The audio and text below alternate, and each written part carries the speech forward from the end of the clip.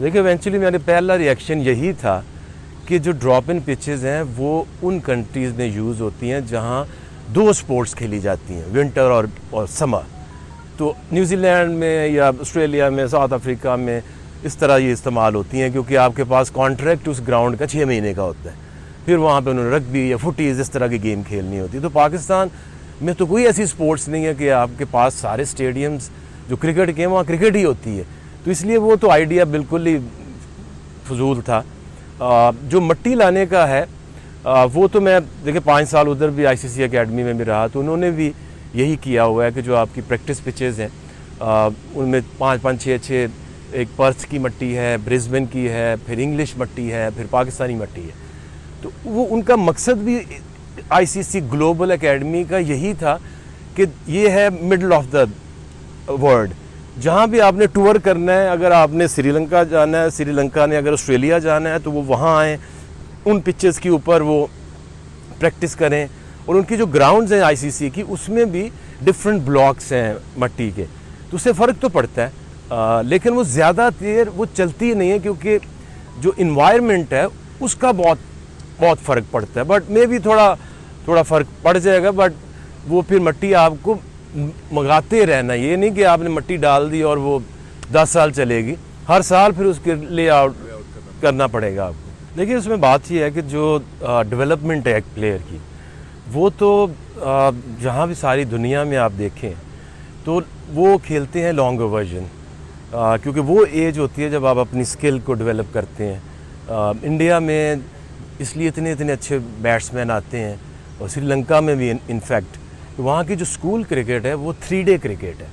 تو وہاں پہ آپ کو آئے دن لگتا ہے ایک پلیئر نے 400 کر دیا، کسی نے 500 کر دیا. تو جب تک آپ ان کو لانگر ورژن کی ٹریننگ نہیں دیں گے ینگ ایج میں تو کبھی بھی پلیئر جو ہے وہ ڈیولپ نہیں ہو سکتا. اب یہ ایک انڈر 19 بچے کو آپ T20 کھلا کے اور ٹورنامنٹ وہ بھی آپ سوچ رہے ہیں کہ PSL ٹائپ ایک ان کو ایکسپوجر دیا جائے. تو جو PSL کرانے کا جو مقصد ہے وہ پہلے سمجھنا چاہیے کہ یہ لیگز کیوں ہوتی ہیں. لیگ اس لیے ہوتی ہیں کہ ایک پروڈکٹ ہوتی ہے جو مارکیٹ میں بکتی ہے، اس سے پیسہ آتا ہے جو آپ اپنے مزید ڈیولپمنٹ کے اوپر لگا سکتے ہیں.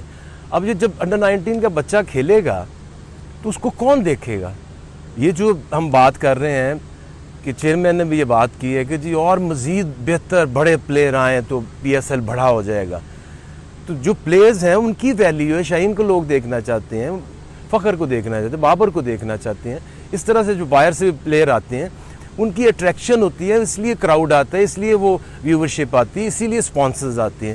تو آپ یہ کیوں نہیں کر سکتے کہ آپ جو ایگزسٹنگ آپ کی جو فرینچائزیز ہیں آپ ان کو کہو کہ جی آپ اتنا ایکس اماؤنٹ جو ہے اپنی ڈیولپمنٹ اسکواڈز بناؤ.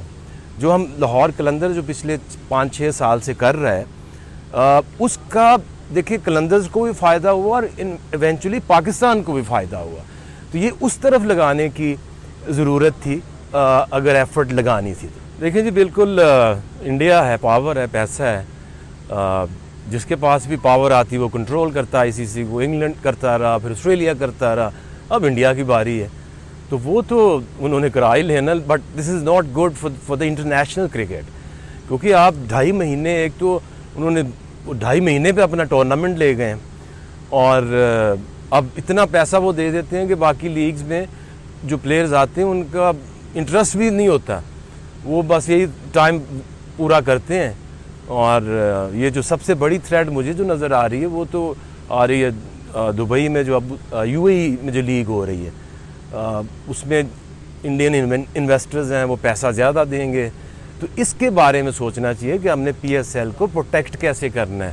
نئی لیگ لانے سے جو آپ کی ابھی بریدنگ پلیس پہ چل رہی ہے اس کو کیسے آپ نے سیف گارڈ کرنا ہے، اس کی ضرورت ہے.